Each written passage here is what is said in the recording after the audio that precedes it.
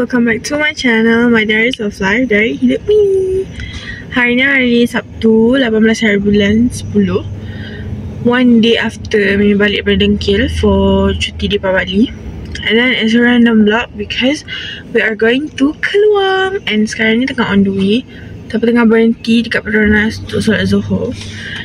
Because Mama nak pergi makan ketam nipah tau. There's one kedai yang jual ketam nipah by plate, and then they cook it macam mana? Diorang masak sedap lah, sedap. So macam kita nak pergi lagi, hari tu pergi sekali tapi without Papa. So today we are going with Papa.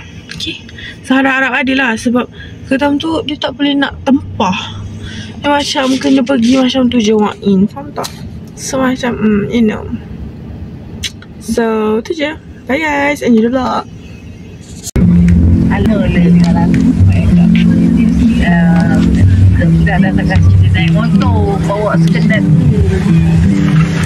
dah melayang-layang. Guys, kita orang singgah Aitam sebab it's still early untuk pergi kedai tu. Okay, tada.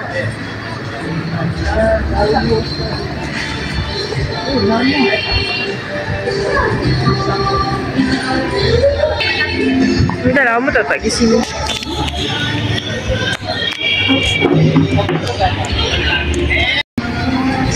Boleh mangga dia mana tak? Cukupkan 15 lah Boleh. This is your idea, not my idea. Dekor rapid. Kan nak Mimi ni pegang ni.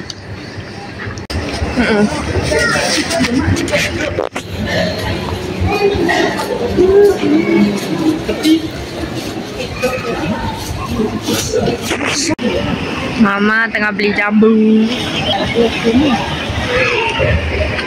Hai Mak. Hai. Oh ni guys, comel.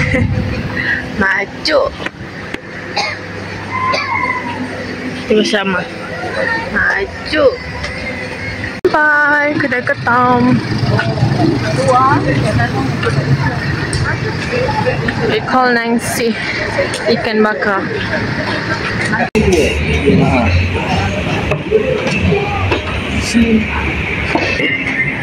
Sampai. Ada.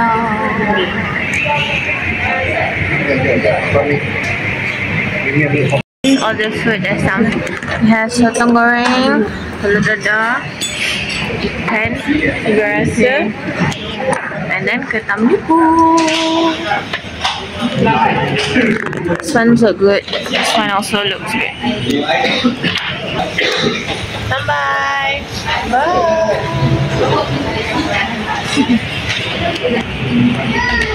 Mama happy tak? Oh, sekali. Cuba lah. Cik Saimi. Buat makan.